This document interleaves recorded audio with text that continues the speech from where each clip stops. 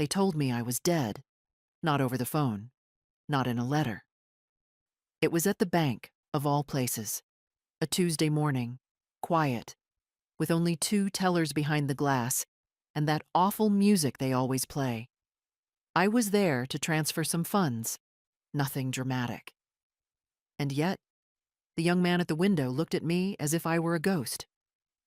"I'm sorry, ma'am, but our system shows that the account holder has passed away." I laughed, just a short, confused chuckle. "Well, I'm very much here, breathing, standing, talking to you." He frowned. "It's not a joke, ma'am. We've received official documentation. Death certificate name matches yours. Date of death, September 18th. I stared at him. That was 3 weeks ago. He nodded, as if that confirmed something. The next half hour was a blur. Calls to supervisors, verification of ID, more frowns, no apologies, only confusion, concern. "You'll need to resolve this with the county records office," someone finally said. "We can't proceed until the system recognizes you as alive." I walked out with legs that didn't feel like mine. The air outside hit colder than it should have for October. I sat in my old Buick and tried to remember what, exactly, I had signed recently. It was a month ago. My son, Charles, had come by. Rare these days.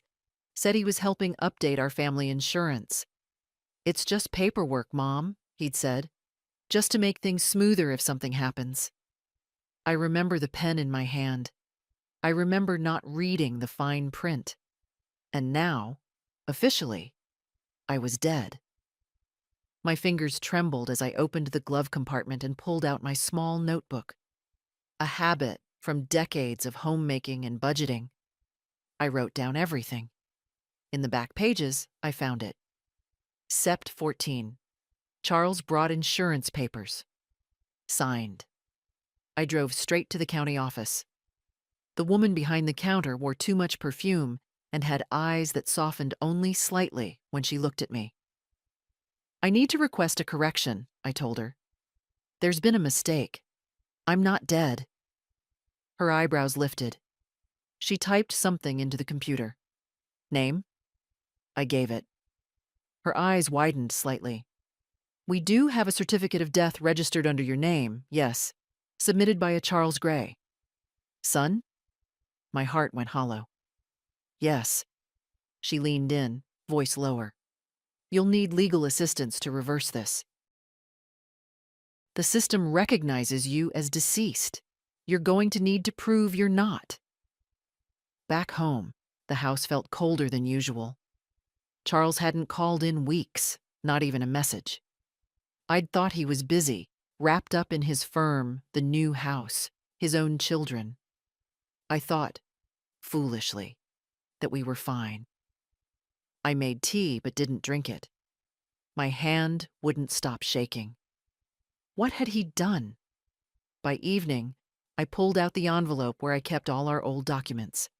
I found the insurance file Charles had brought, his signature, my own, the company name.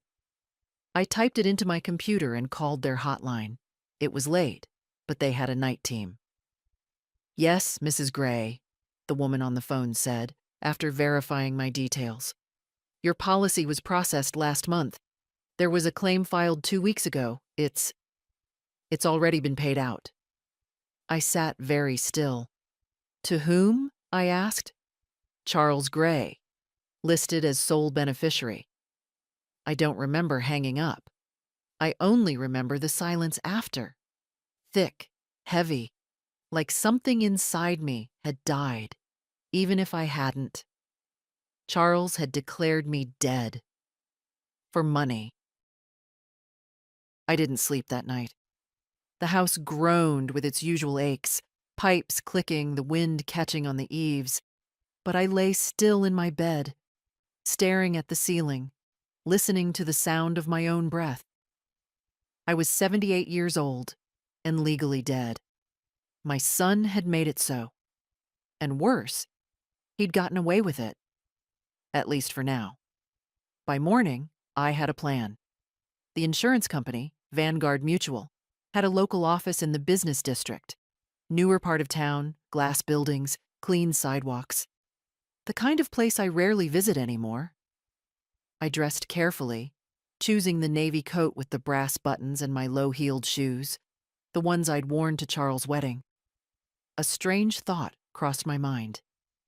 They'd be appropriate for a funeral, too. The receptionist was young and nervous-looking. I introduced myself. I need to speak with a representative about a wrongful life insurance claim. She blinked. You mean wrongful death? I looked her square in the eye. No. Wrongful death would imply I had, in fact, died. I haven't. A few phone calls, some shuffling of papers, and I was escorted into a conference room that smelled faintly of lemon disinfectant.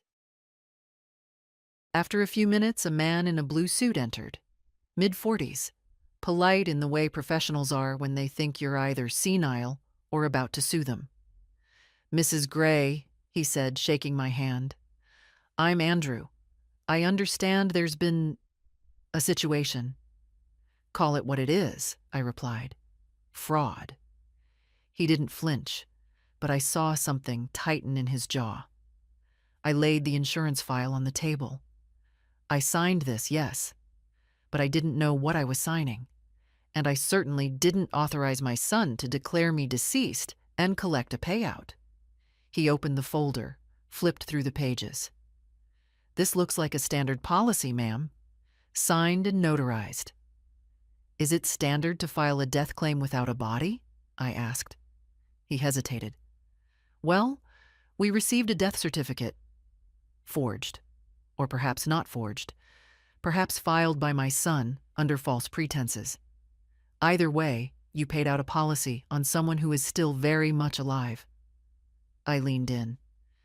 You're going to fix it. He exhaled, closed the folder. Mrs. Gray, I'm not saying you're wrong, but this is a serious accusation. There's a legal process. If what you're saying is true, your son committed insurance fraud and possibly identity theft. These are criminal offenses. I'm aware. He stared at me for a long moment, then gave a short nod.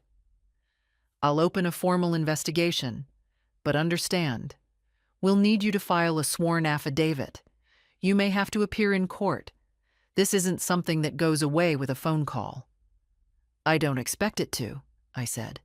I just want it to start. On the way home, I stopped by a diner I hadn't visited in years, ordered coffee, sat in the corner booth, letting the noise of other people's conversations fill the silence in my mind.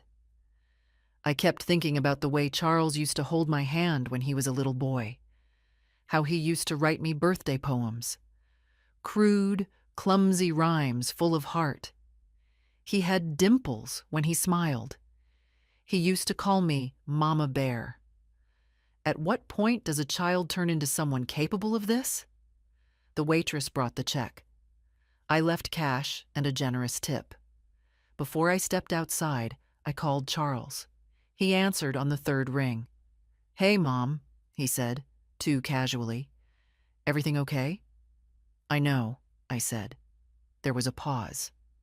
Know what? Don't do that. Don't lie to me. His tone shifted. Okay, wait. Slow down. I went to the insurance company. I've seen the documents. I know about the death certificate. I know you collected the money. I know what you did. Another pause.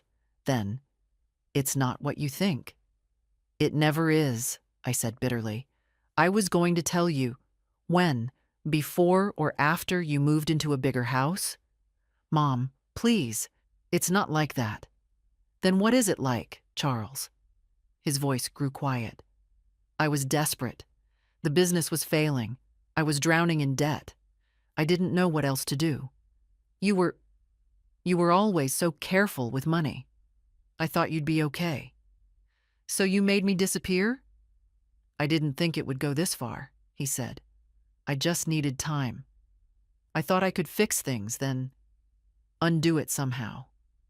I didn't think you'd even notice. Didn't think I'd notice. The words lodged somewhere deep, like a needle to the bone. I'm not going to scream at you, I said. I'm not going to beg for an apology. I'm going to let the consequences speak for me. His voice snapped into panic. Mom, wait. I ended the call. The next day, I stood in front of the mirror and didn't recognize myself. Not because of age. I'd long come to terms with the lines around my mouth, the silver in my hair, the skin that had once been taut and was now loose with time. No, this was something else. A look in my eyes I hadn't seen in decades. Resolve. For so long, I'd kept quiet, smoothed over family tensions, given without asking anything in return. But this was different. This wasn't neglect. This wasn't distance. This was theft. I called my lawyer. Henry Morton was 81, slightly stooped, and had been handling my affairs since before Charles hit puberty. He still used a paper calendar and insisted on fountain pens. But he was sharp, and more importantly, he knew me. Joan, he said, as soon as I was seated in his office, what kind of mess are we in? I told him everything. At first, his eyes narrowed. Then they widened. By the end, he leaned back in his chair, fingers steepled, his face unreadable. This isn't just a mess, he said. This is a full-blown funeral parade. He chuckled at his own joke. I didn't. Can we reverse it? I asked. The death record, the insurance fraud, all of it? Yes, he said simply. But it'll take time. You'll need to be officially declared alive again through the county registrar. Affidavits, identity confirmation, sworn statements. The insurance company will handle their own investigation, but will need to run parallel legal action to restore your status. And Charles? Henry raised an eyebrow. You want him prosecuted? I was silent for a long moment. The word felt heavy in the air. No, I said finally. I want him to understand. I want him to feel what he's done. But prison? That's not my aim. Henry nodded slowly. Understood. Then we'll focus on reclaiming your identity and your estate. I blinked. My estate? He leaned forward. Joan, do you understand what your son tried to do? If you had died, legally or truly, everything you own would have gone through probate. As your only child, he would have inherited the house, the investments, the accounts. That insurance money was just the appetizer. The room felt colder. All these years, I murmured. I thought I was helping him. You were, Henry said gently. But he's no longer the boy who needed your help. He's a man who wanted your absence more than your presence. I left the office with papers in my bag and a different kind of weight in my chest. Not sorrow, not anymore. Something more solid. Clearer. I called Sarah that evening. My granddaughter had just turned 26 and was in her second year of law school, the first in our family to pursue higher education since my own father. She picked up on the second ring. Grandma? She said, surprised. Is everything okay? I need to tell you something, I said, and I don't want you to interrupt. She didn't. I told her everything. From the bank visit to the call with Charles. Every detail. By the end, there was silence on the line. Then, oh my God. I'm taking steps, I said. Legal, financial. But Sarah, I'm going to need a witness, someone I trust. I'll do anything, she said, voice tight. You shouldn't go through this alone. There was a long pause. Then she added, quieter. I believe you. About him. I never doubted that, I said softly. You've always had your eyes open. After we hung up, I sat in my armchair and stared at the mantelpiece. Family photos. Charles as a boy, grinning with a missing front tooth. Sarah on her graduation day, cap crooked, her smile beaming. And one photo in particular, Charles and me, maybe 15 years ago, both laughing at something off camera. Had it been real? Maybe. But real things can rot if left unattended. Love, too. Later that night, I received a message. Charles, Mom, we need to talk. Please, don't make things worse. Worse? As if I had forged a death certificate, as if I had stolen something. I didn't reply. The next day, I called the county registrar and began the process of reclaiming my life on paper. Sworn affidavits, birth certificate revalidation, proof of identity, a legal resurrection. The woman handling my file was named Camille. She was polite, efficient, and professional, until she looked up from my file and whispered, "I'm so sorry. I've never seen a case like this." I gave her a tight smile. "You will." The worst part wasn't the paperwork. It wasn't even the humiliation of standing in an office where your existence has to be verified. It was the language they used. Correction of death record. Erroneous registration of demise. Living subject reclassification. I sat across from Camille as she typed furiously, clicking between forms. She never once looked at me like a person. Not unkindly, just not personally. I was an administrative problem in slacks and a wool coat. Nothing more. "We'll need 2 notarized identity confirmations," she said, "a current photograph, and 1 living witness who can testify under oath that you are, in fact, alive." I slid Sarah's name across the desk. "My granddaughter. She'll be here Monday." Camille nodded. "And you'll need to sign this declaration. Once processed, it may take up to 3 weeks to remove the death status from federal systems. Social Security, medical, financial, tax records, they've all flagged you. What happens in the meantime?" "You don't exist," she said, without blinking. I let that sink in. No prescriptions, no bank access, no Medicare, no legal standing. "I suppose the upside," I murmured, "is that I can't be sued." She smiled thinly. "I wouldn't test that." When I returned home, the house felt different. Not darker, but changed, like a place where someone else had lived for years and I'd only just returned. I walked slowly through the rooms, noticing the little things. The quiet hum of the fridge, the slight tilt in the frame of Charles' 4th-grade portrait, the way the window in the laundry room always whistled when the wind blew west. I was here. I was alive. But legally, I was a ghost with keys. The phone rang once that afternoon. Charles again. I let it ring. Later, I pulled out the box from the hall closet, the one I hadn't opened in years. It held old tax returns, letters from my husband, Derek, and a collection of receipts, large ones, from over the past 2 decades. Charles's business loan, his first house down payment, 2 years' tuition for the private school he insisted Sarah attend, then pulled her from when the divorce came, a used Toyota, then a new one, for safety. Line after line of evidence that I had not just given, but given quietly. No expectations, no repayment schedule. Just the silent hope that kindness would echo back. It hadn't. And yet, I wasn't angry.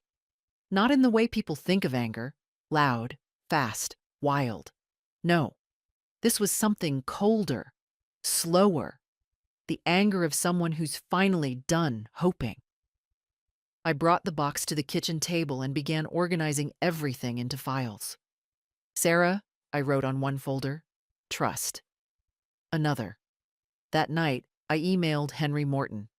Subject, amendment to estate plan. I told him I wanted everything. The house, the accounts, the safe deposit box, moved into a trust in Sarah's name. Not upon death. Now.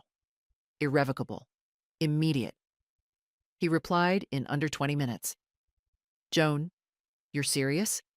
Yes, I wrote back. And I want Charles' power of attorney revoked immediately. Understood. I'll prepare the documents. And Joan, good for you. Good for me.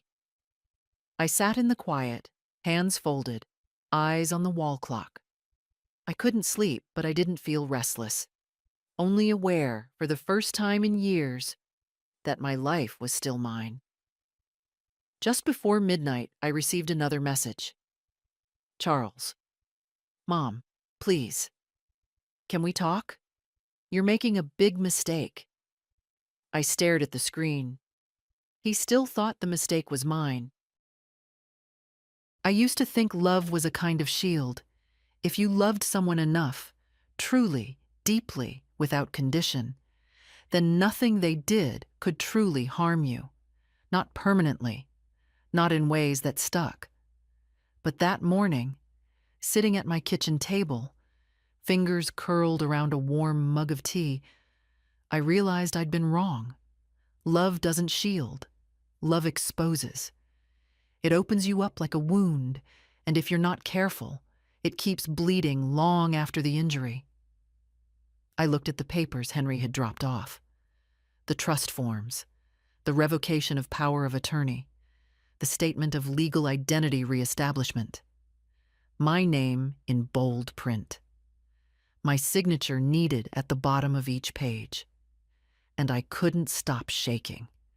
Not because I was afraid, because I felt something close to grief, but not for myself. For the years I'd spent believing this all meant something. The money, the quiet sacrifices, the way I'd shrunk myself, softened my opinions, made room for Charles' pride, his ego, his increasingly fragile sense of being the man of the family. And now I was sitting here, declared legally dead by the same man I once carried into the world. There was a knock at the door around 10. When I opened it, Sarah was standing there, no makeup, hair pulled back. She had her father's jaw, but not his eyes. Hers were sharp, focused. I came early, she said. Hope that's okay. Of course it is, I said. You're always welcome here. She stepped inside and paused in the hallway, looking around like she hadn't seen it in a long time. I always forget how much this house smells like you, she said. Old lady in furniture polish? I offered. She smiled. Lavender and clean linen. We sat down, and I handed her the folder marked Trust. I'm putting it all in your name, I said. Her face paled. Grandma? No. I held up a hand. Don't argue, just listen. She did. You're the only one who ever came here without asking for something, who called just to say hi, who noticed when I was tired. That means something. You may not need the money now, but one day you might. And I want to know it went somewhere. Good. Not entitled. Not rotten. Sarah didn't speak. She just nodded, tears welling in the corners of her eyes. I'll sign everything today, I said. Henry's coming later this afternoon to notarize. She opened the folder, scanning the contents. Her voice shook when she spoke. Does Dad know? No, I said. He doesn't know anything. And I intend to keep it that way until it's done. Grandma, he's going to lose it. I hope he does, I said calmly. Might be the first honest reaction he's had in years. Sarah looked down. He's not a good man. No, I agreed. But I kept pretending he was, because it made it easier to live with myself. A long pause. Then she asked, Do you remember when he made me return the birthday gift you gave me? I blinked. What? I was 13. You gave me that silver bracelet, the one with the little heart charm. He said it was too expensive and I had to give it back. I don't remember that. I cried for an hour in the bathroom. You never asked why. I looked away, shame curling under my ribs like smoke. I'm sorry. It's not your fault, Sarah said gently. I think he's been trying to erase you for longer than you realize. Erase me. That word sat too easily in my mind. Later, after Sarah left, I sat in the living room and stared at the picture on the mantel. Charles, maybe 5 years old, holding a kite, face lit with pure joy. I wondered what he would say if he saw me now. This version of me. The one he didn't think existed anymore. Maybe he wouldn't recognize me. Maybe that was the point. The house was quiet that night. Not the soft, comforting quiet of peace, but the brittle kind, like silence held its breath. I sat at the dining table with the old box again, the one filled with receipts, notes, fragments of a life spent giving. I took out each paper slowly, like artifacts, and in a way, they were. I found a check stub from 1998, $7,000. Charles, down payment for Honda Accord. I remembered that conversation clearly. He'd stood in the driveway, pacing, frustrated because the loan hadn't gone through. They treat me like a child, he'd said, like I'm not worth the risk. I'd walked inside, opened the safe, and written the check without a word. Next, a tuition invoice. Community college, second semester. His grades had been average at best, but he insisted this time would be different. I want to make you proud, he said. I paid it. Then there were the letters, handwritten thank you notes, short, polite, and hollow. I kept every one. There was one from the year after Derek died. Charles had written, "Thanks for helping me cover rent. Things are tough. I'll make it up to you." He never did. Next, an envelope marked 2005, business.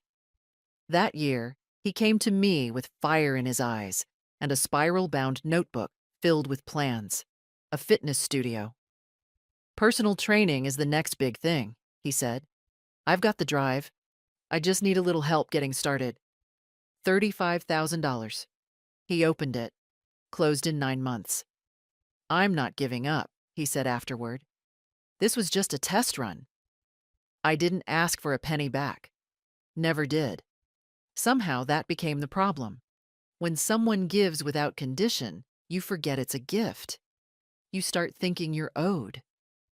I closed the folder and leaned back, letting the years press down on me. So many chances. So many yeses. Not because I was afraid of conflict, but because I wanted to believe I mattered. Not for the money, for myself. The worst thing wasn't being used. It was the quiet realization that it had never even occurred to him to stop. My phone buzzed. A message. "Charles. Again. I know you're angry. I deserve that. But this isn't the way. You're hurting the family." I laughed. Out loud. A short, humorless sound that startled even me. Hurting the family. The family I was written out of. The family that buried me on paper and didn't think I'd notice. I didn't reply. Instead, I walked into the spare bedroom. The one we'd always called the guest room, though no guest had stayed there in years. I opened the closet and pulled down the fireproof box from the top shelf. Inside, the deed to the house, my birth certificate, Derek's will, and one last envelope, thick and yellowed, marked simply, "Emergency." Inside was $4,000 in cash, my rainy day fund. I laid it on the bed and counted it slowly. Then I placed it in a fresh envelope and wrote Sarah on the front. It wasn't about the money. It never was. It was about making sure the things I built, the small, quiet things, didn't disappear with me. I called Henry the next morning. Come by today, I told him. I'm ready to sign. Sarah arrived just after noon, a canvas tote over her shoulder, still in her university sweatshirt and jeans. She looked young and serious. The way you do when the world has started to show its cracks, but you're not broken yet. Grandma, she said, stepping inside. I ran into Dad in the parking lot. I raised an eyebrow. At your school? She nodded. He was waiting by my car. Said he just wanted to talk. I poured her tea. And did you? I listened, she said. It wasn't the same. What do you mean? He wasn't angry. Not the usual defensive thing. He sounded scared, panicked. He asked if I knew what you were planning, if you'd changed your will. I didn't respond, just handed her a cup and sat across from her. He said I was being manipulated, that you were confused, that you didn't understand the consequences. I let out a breath through my nose. That sounds about right. Sarah leaned forward. Grandma, he doesn't know about the trust yet, but he suspects. He'll know soon enough. I didn't tell him anything, she added quickly. I never would. I know, sweetheart. She hesitated. Do you want me to cut him off? I looked at her, really looked, and saw the worry in her face, the conflict. It wasn't just about loyalty. It was about the ache that comes when someone you love becomes someone you don't trust anymore. No, I said gently. You don't need to take sides. But I do. She nodded, eyes glassy. It's just, I always hoped he'd change. So did I said. But hoping doesn't make it so. Sometimes love doesn't fix people. Sometimes love just keeps you around to watch them fall further. A knock at the door interrupted us. Henry had arrived. He stepped inside, looking like a man out of time. Blazer too large, shoes too stiff, briefcase too heavy. But he smiled as he saw us both. Ladies, he said, shall we get to work? We did. At the dining table, Henry laid out the documents one by one. The trust, the transfer of deed, the account protections, the revocation of Charles' power of attorney. Everything we'd discussed. And more. I signed each page without hesitation. Sarah watched quietly, her hands folded in her lap as her name was written into the future. When it was done, Henry collected the papers and placed them neatly into his case. It's all official now, he said. Irrevocable, immediate. Everything you wanted. He looked at me carefully, as if expecting regret. I offered none. Thank you, Henry. After he left, Sarah and I sat in silence for a long time. Then she whispered, Do you think he'll hate me? I reached for her hand. Maybe. But not for long. He's not angry at you. He's angry that I stopped letting him take.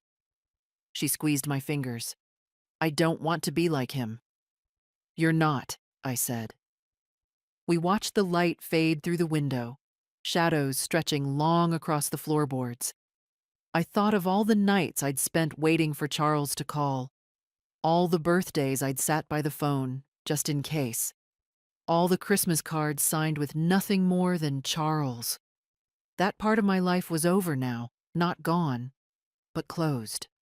I wasn't dead. Not anymore. And I wasn't his. The house felt different after that. Not warmer, not colder, just clearer. Like a fog had lifted. I moved through the rooms as if they'd returned to me, piece by piece. The old hardwood under my slippers, the ticking clock in the hall, the drawer that always stuck on the left side. Mine again. All of it. It took 3 days for Charles to show up. I heard his car first.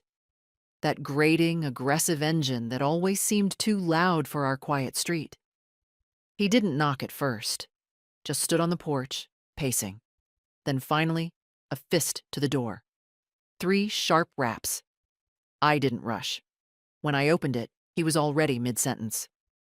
"We need to talk." I stood in the doorway, one hand on the frame. "No coffee, no chairs. This isn't a visit." He looked thinner, eyes shadowed, but still wearing that expensive coat, still trying to hold on to the image. "I just need 5 minutes." I stepped aside but didn't offer a smile. He walked into the living room like he still owned a piece of it, looked at the mantel, the old photos. His photo, the one of us at his graduation. He stared at it a second too long. "You've changed your estate," he said finally. "I spoke to someone at the county clerk's office. They said you revoked my authority." I did. "And the trust?" I met his eyes. Done. Irrevocable. He let out a short, harsh breath. "Why would you do that?" I tilted my head. "Do you really want me to answer that?" "Mom." His voice cracked, and I saw it. The mask starting to slip. "This is going to destroy us." "No," I said quietly. "You already did that. I'm just cleaning up the mess." He sat down without asking, rubbing his forehead. I was desperate. "I know. It wasn't supposed to go that far. But it did. I thought if I could just get ahead for once, I'd make it right." "You can't make death right, Charles. You can't file your mother's death certificate, take the money, and then drop by for Sunday dinner like nothing happened." "I panicked," he said. "The business was tanking. The credit cards were maxed out. So, you buried me." He looked up, and for the first time, I saw shame that wasn't just performance. It sat heavy in his face, pulled at the corners of his mouth. "I didn't think you'd find out," he whispered. That hurt more than anything. Not what he'd done, but that he thought I wouldn't notice. "You've been writing me out of your life for years," I said. "This was just the final signature." He rubbed his hands together. "So what now? You cut me off? Forever?" "I don't know," I said honestly. "That part's up to you." He blinked. "Up to me? You want redemption? Earn it. You want trust? Build it. But don't come here expecting comfort." There was silence between us. Finally, he stood. "I didn't think you had this in you." "Neither did I said. He paused at the door. "Sarah won't return my calls?" "She's not a fool. I miss how it used to be." "So do I said softly. "But that's gone now. And maybe it should be." He didn't look back when he left. I watched his car disappear down the street, the sound of the engine fading. Then I sat on the porch in the fading light, the air cool on my skin, and let myself feel nothing. Not anger, not sadness, not regret, just air. The phone rang the next morning while I was deadheading the gardenias. Old cordless thing, the kind that still chirps when it rings. I wiped my hands on my apron and let it buzz twice more before answering. Something in me already knew who it was. "Hello?" "Mom." His voice was careful, too careful. "I was wondering if we could meet." I didn't respond right away. "It's about the house," he added quickly. "I have a contractor friend. Says the back porch could collapse in a few years. Water damage under the joists." I looked out the window at that same porch, solid as the day Derek built it. It stood for 40 years. I imagine it'll hold a bit longer. He paused. "Still, better safe than sorry." Silence stretched. "I'll buy the coffee," he said, as if that would sweeten the air between us.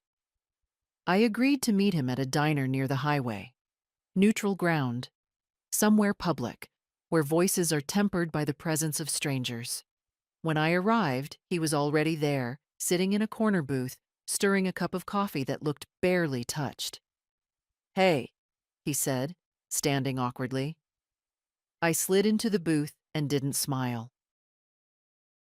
We ordered eggs for him, tea for me, and waited in that stiff silence that comes when two people both know something's broken, but neither wants to admit who dropped it. "You look good," he offered finally. "You look tired," I replied. He half laughed, rubbed the back of his neck. "I've been dealing with a lot." "I'm sure. I wanted to say thank you," he continued, "for not going to the police, for not pressing charges." "That wasn't kindness," I said. "That was self-respect. I didn't want to see my name on a court docket as the mother who sent her only son to prison. That's not a mercy. That's shame." His face tightened. "I'm trying to make things right," he said. "No," I corrected. "You're trying to make things comfortable again." His mouth opened, then closed. "I gave you everything," I said. "Years of help, support, silence, and when I became inconvenient, you erased me. That's not desperation. That's cowardice." He looked down at his plate, pushed the eggs around with his fork. "The trust," he said quietly. "Is there no way to reverse it?" There it was, the real question. "No." He nodded, as if he already knew. It's a lot. Everything. The house, the accounts, that was meant for the family. I am the family," I said, my voice quiet but firm. "You made me feel like an outsider in my own life. You don't get to speak of legacies when you buried me to gain one." He swallowed hard. "And Sarah?" "She knows," I said. "Everything." "Does she hate me?" "She's not built like you. She doesn't hate easily." "Will she give me a chance?" I didn't answer right away, just sipped my tea. "You'll have to ask her." He looked old suddenly, not in age, but in the way guilt weathers a person, makes them small. "Do you hate me?" he asked. "No," I said honestly. "But I'm done loving you like a mother who expects anything back. That chapter's over." He winced. "So what now? We never speak again?" "That depends on you," I said. "I'm not going to chase you. I won't beg for visits. If you want to be in my life, you'll have to show up. Not for money, not for paperwork. Just show up." The check came. He reached for it. I didn't stop him. The next morning, there was a card in the mailbox. Not a letter, not a text or email. A real card. Heavy envelope. My name written in Charles' unmistakable handwriting. That precise, slightly slanted script he inherited from Derek. Inside, a folded piece of white stationery and a check. The note read, "Mom, I know it's not enough. It never will be. But I want to start somewhere. Please use this for whatever you need, or don't. I understand either way. Charles." The check was for $5,000. I stood on the porch for a long time, looking at it. Not because I needed the money. I didn't. But because for the first time, I couldn't tell if this was guilt, manipulation, or the beginning of something real. Maybe it didn't matter. Maybe I'd stopped needing the difference to be clear. I didn't cash it. Not yet. Instead, I made a copy and slid it into a folder labeled Truth. That's what I'd begun calling it in my mind. The thick binder of notes, affidavits, account statements, insurance documents, and now this. A record of what had been taken and what I'd decided to take back. Later that afternoon, I received a call from Sarah. "I think Dad's trying," she said cautiously. "He sent me a check," I replied. Her silence on the other end said more than words. "Do you think he means it?" I asked. She sighed. "I think he means something, but meaning something and changing are two different things." "Yes," I said. "They are." She hesitated, then added, "He wants to meet Me and him. Coffee. And will you? I think I have to, she said, if only to make peace with what I already know. I didn't try to stop her. I wouldn't. We all have to come to our own reckonings, in our own time. That night, I opened the fireproof box again, not to check on documents, just to look, to feel the weight of what I'd gathered. Not in dollars, but in decisions. The will was updated. The trust was solid. The accounts were locked. I was no longer vulnerable, but I wasn't cruel either. The truth is, I didn't want to punish Charles. I wanted him to stand in the aftermath of what he'd done and feel the absence of what he'd lost. Not just the money, but the mother who once made excuses for him, who softened every landing, who kept the porch light on no matter how late he came home. That woman no longer lived here. And the new one? She locked her doors at night. The next morning, I called Henry. I want to draft one more document, I said. What kind? A letter, not legal, just personal, to be delivered only if I pass before I choose to speak to Charles again. Understood, he said, his voice quiet. I wanted to say this. I loved you. But love without respect dies quietly. You didn't kill me, Charles. But you made me vanish. And that's a kind of death I won't live with again. Henry didn't comment. Just said, I'll prepare the envelope. When I hung up, I stood at the window, watching the neighborhood move. A dog barked. A neighbor's child rode a bike too fast down the hill. The mail truck made its slow, methodical crawl down the street. The world kept going. And so did I. The letter from the insurance company arrived on a Thursday. A thin white envelope, clean type, the company's logo embossed at the top. No apology, no emotional flourishes, just a formal notice. We have concluded our internal investigation. The claim paid to Mr. Charles Gray has been deemed fraudulent. Legal proceedings will be initiated unless funds are returned within 30 days. I folded the letter and placed it in the file. Truth was getting heavy now. Not just with paper, with clarity. Later that day, the phone rang. I didn't recognize the number. I let it go to voicemail. It was Charles. Mom, I got the letter. Jesus, they're threatening to sue me. I don't know what to do. Please, call me back. He sounded wrecked. And something in me did soften, but only a little. Not enough to forget, just enough to remember that he was still human. Flawed, flailing, foolish. But human. I didn't call him back. Instead, I called the insurance company myself.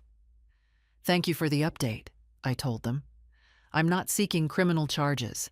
I just want my legal status restored and the record set straight. The woman on the phone paused, then said gently, Mrs. Gray, you've handled this with more grace than most people would. I didn't feel graceful. I felt tired. After I hung up, I went to the kitchen and stood by the sink, staring out the window at the backyard. The wind had picked up. The oak tree swayed slightly. The same tree Derek had planted the year Charles was born. Everything comes back eventually, even lies, even roots. That weekend, Sarah came over. She didn't speak as she walked in, just hugged me tightly. Coffee? I asked. She nodded. We sat in the kitchen with our mugs, steam curling into the morning air. He told me everything, she said finally. He cried. I raised an eyebrow.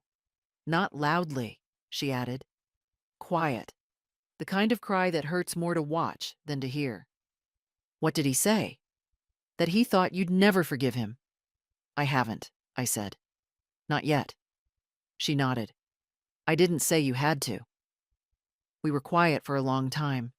Then she asked, if he paid the money back, all of it, would that change anything?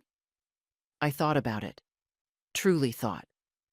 No, I said, because the money was never the point. What he stole wasn't in dollars. It was in trust. In the right to live my life without someone else quietly erasing it? She nodded again, but this time her eyes welled. I wish he were better, she whispered. So do I. I reached for her hand. But you are. That night, I sat at my writing desk, not the one near the phone, but the old one in the den, where I used to balance budgets and write birthday cards and keep our family running like a quiet little ship. I took out a blank sheet of paper. I didn't write Charles. I wrote myself. You are not small. You are not foolish. You are not a victim. You are a woman who gave and was taken from, and still chose to live. Then I folded the note, placed it in the folder beside the rest. Let the truth grow heavy. I could carry it now. By Monday morning, Charles was knocking on my door again, not calling, not texting, not hiding behind polite emails or carefully worded notes. This time, he stood there in person, shoulders slouched, eyes red-rimmed. He looked like a man stripped of every illusion he'd ever clung to. And now he wanted something more terrifying than forgiveness. He wanted to be seen. I opened the door but didn't invite him in. Just a moment, I said. I want to be clear. He nodded once, slowly. I'm not welcoming you back. I'm hearing you out. There's a difference. He lowered his gaze. I understand. We sat on the porch, not inside. He didn't ask, and I didn't offer. He took a deep breath, like someone about to jump into freezing water. They're threatening court, he said. I know. I've been on the phone with lawyers. They say if I return the money, I might avoid charges. You might, I said. Silence. Then, quietly, I can't pay it all at once. I used most of it to pay down the mortgage, some debts, some other things. Luxury SUVs? His mouth twitched. Not a smile, a flinch. I let it sit there. I was going to tell you, he whispered. Eventually. But once the money came, it was like this. This weight lifted. And I thought, maybe this is what life's supposed to feel like. Easy. I sipped my tea. And then? Then it got quiet, he said. And I realized the silence wasn't peace. It was shame. I said nothing. He looked up. I don't expect you to forgive me. Good, I said. Because I haven't. He nodded. But I do want to fix it, he said. I don't know how, but I want to try. I tilted my head slightly. Why now? He looked out at the street. Because Sarah won't answer my calls. Because I walk through my house and every room feels like a lie. Because every time I see your handwriting, I remember how many times you signed something for me without reading it. Because you trusted me. And you counted on that. Yes. Another pause. Mom, he said, you didn't deserve what I did. No, I agreed. I didn't.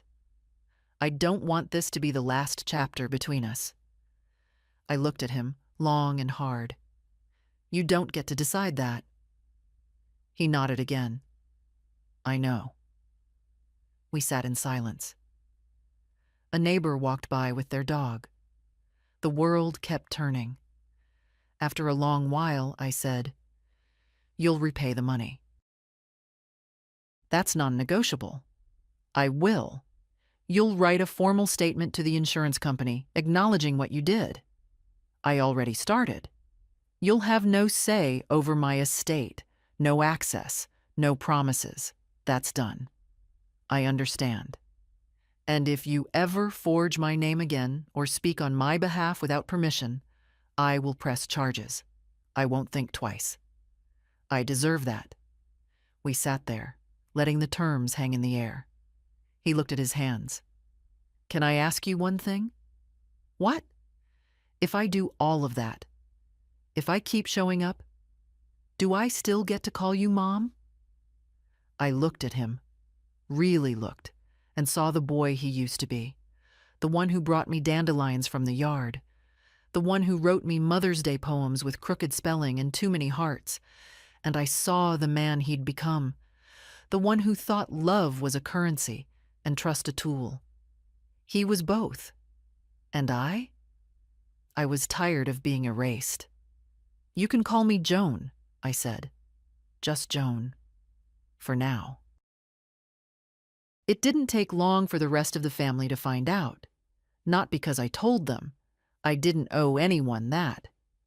But word travels fast when something burns, and what Charles had done left a wide trail of smoke, enough for even the distant cousins and polite holiday-only relatives to catch the scent. At first, there were whispers, a call from my sister-in-law in Tampa. "Is everything all right?" she asked, in that saccharine tone that pretends concern but drips curiosity. I told her yes, and nothing more. Then a message from Charles's ex-wife, Dana. We hadn't spoken in years, not since the divorce. She'd always been kind to me, but once the papers were signed, she kept her distance. Still, her message was brief, pointed. He's always been clever.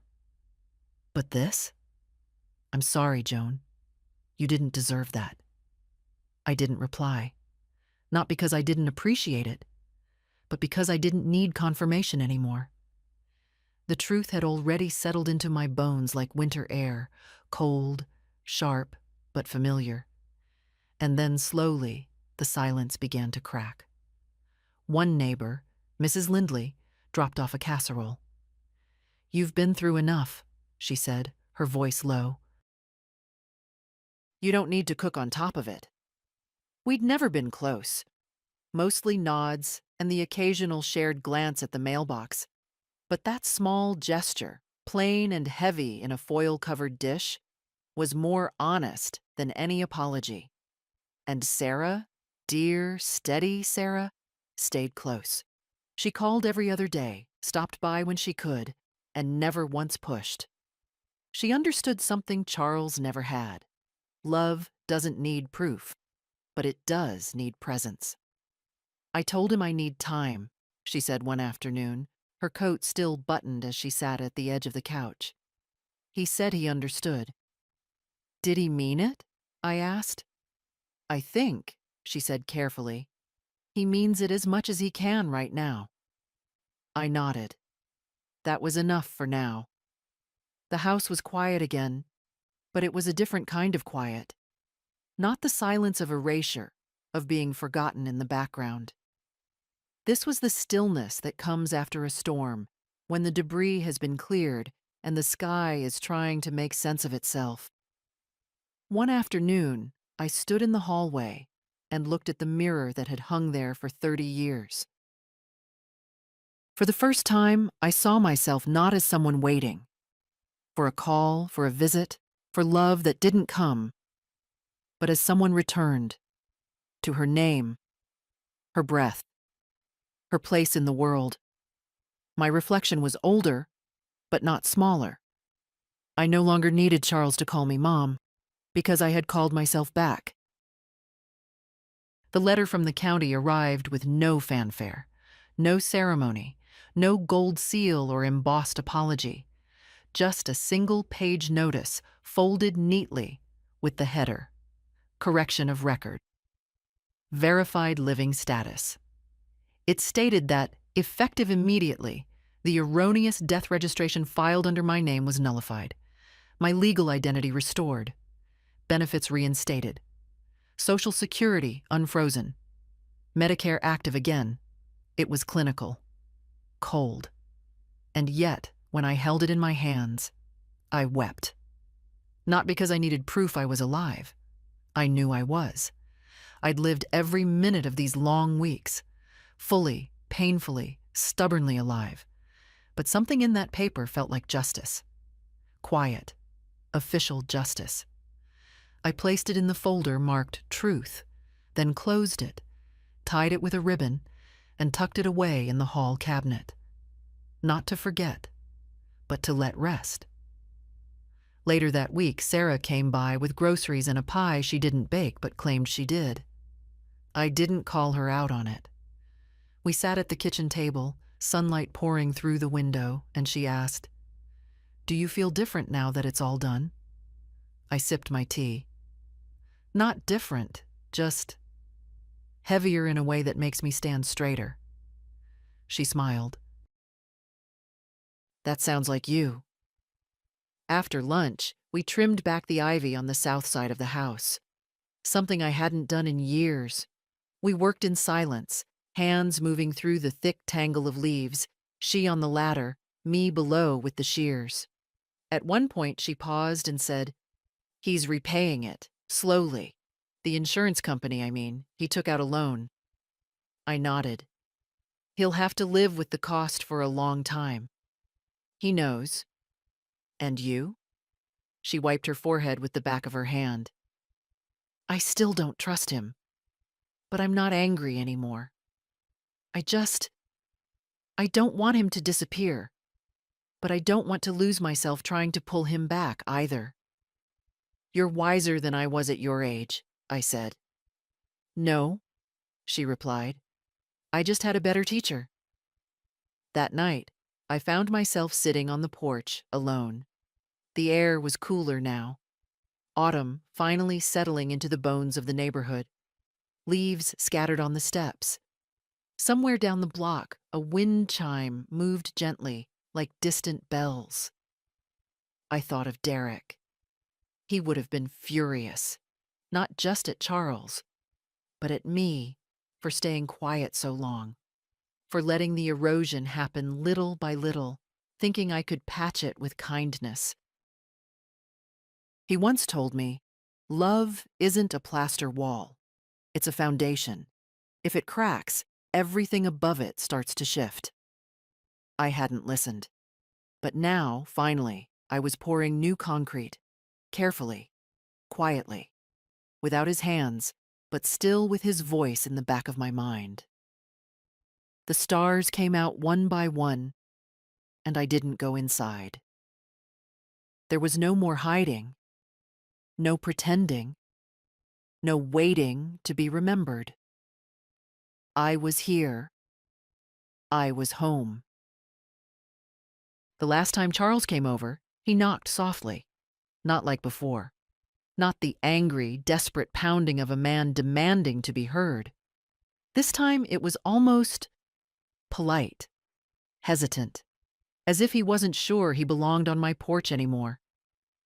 I opened the door, and there he was. Hair longer, shirt rumpled. But something in his eyes had changed. Not guilt, not performance, something quieter. Like a man who'd been walking in the wrong direction for so long, he finally stopped and looked back. "I won't stay long," he said. I stepped aside anyway. He followed me into the living room. We didn't sit. He held something in his hand, a folded envelope. "I made the first full repayment," he said. "The loan came through. I sent the confirmation to the insurance company, but I thought you should have a copy." I took the envelope, didn't open it, just nodded. He stood awkwardly, glancing at the photo on the wall. Sarah's graduation. Me beside her in that blue jacket I almost didn't wear. He looked at it a long time. "She looks so much like you now," he said. "No," I replied. "She looks like herself." He smiled, but it didn't last. "I've been going to meetings," he said. "Financial counseling. A support group, too. Not for fraud.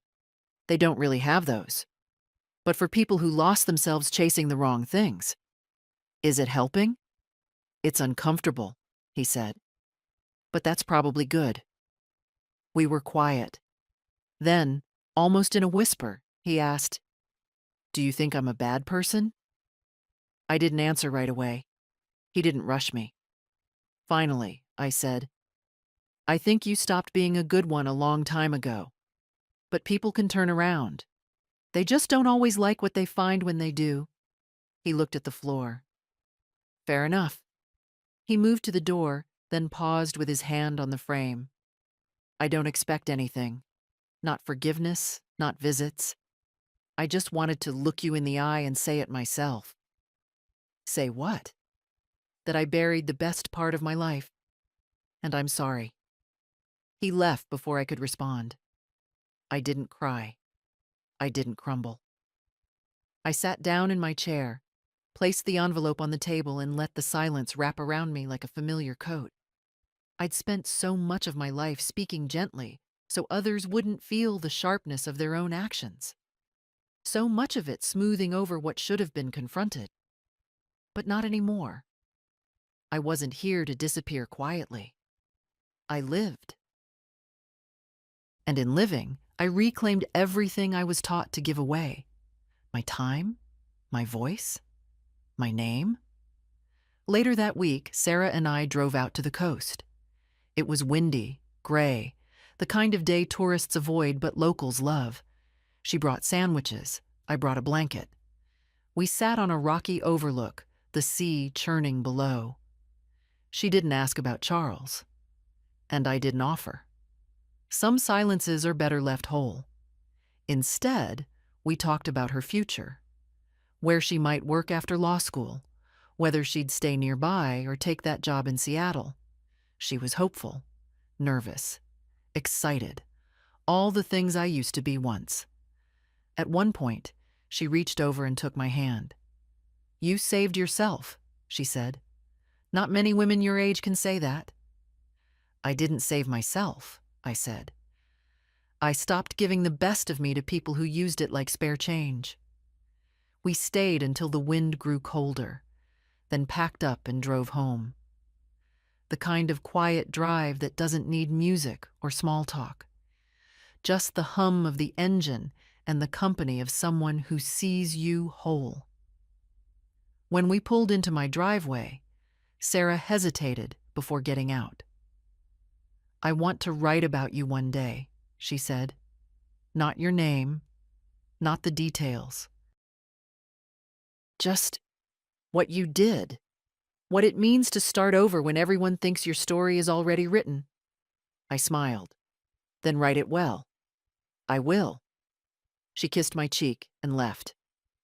I went inside, poured a cup of tea, and sat by the window as dusk settled in. No photos in my hand, no phone waiting to ring. Just the simple, defiant quiet of a woman who refused to vanish. I am Joan Gray. I was never gone, and I will never disappear again. If this story moved you, even just a little, share it. Let it sit in someone else's hands the way it sat in yours. There are women out there who need to be reminded. It's not too late. You are not too old. And you're allowed to take your life back. Leave a comment. Send it to someone, or just say, "I see you." That's enough.